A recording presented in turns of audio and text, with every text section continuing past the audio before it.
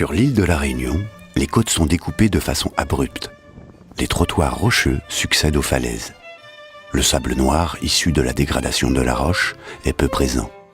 Ces roches, soumises aux assauts du vent, balayées en permanence par les embruns, desséchées par le soleil, constituent cependant des endroits où certaines plantes ont trouvé un lieu propice à leur développement. Dans les fissures qui lézardent le long de la paroi de basalte, des plantes s'épanouissent, déployant leurs feuilles dans une chaleur étouffante. Ces plantes sont des saliettes. Elles s'installent dès qu'elles le peuvent, dans les moindres interstices, et créent des petites populations dès qu'une surface le leur permet. L'intérêt d'avoir réussi les transformations indispensables à une vie dans ces conditions donne un avantage certain.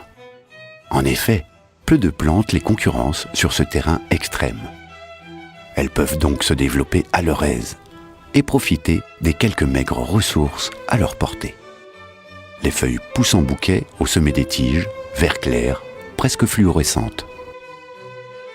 Regardons maintenant les feuilles. Elles sont spatulées, épaisses, pustuleuses, possédant des poils sur les deux faces, dentées au sommet.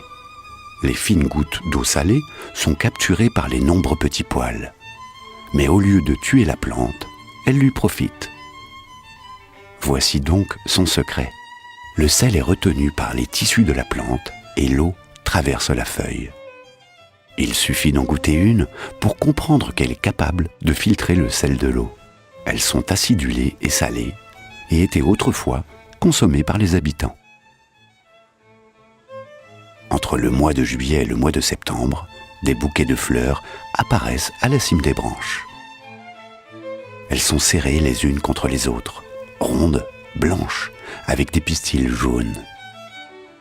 Le cœur porte les fleurs mâles, avec des étamines couvertes de pollen, tandis que les fleurs femelles sont constituées de petits cornets gorgés de nectar qui entourent ceux-ci. Les insectes sont nombreux à se régaler du nectar produit par les fleurs. Ils les parcourent, ne semblant pas gêner plus que la plante par la présence du sel. Les fleurs ainsi fécondées fanent et se dessèchent. Les petites graines vont tomber ou être emportées par le vent et trouveront sans nul doute un coin de rocher où germer. Encore une fois, la magie opère et la nature nous prouve que les mystères du chemin de la vie sont riches de nombreuses stratégies.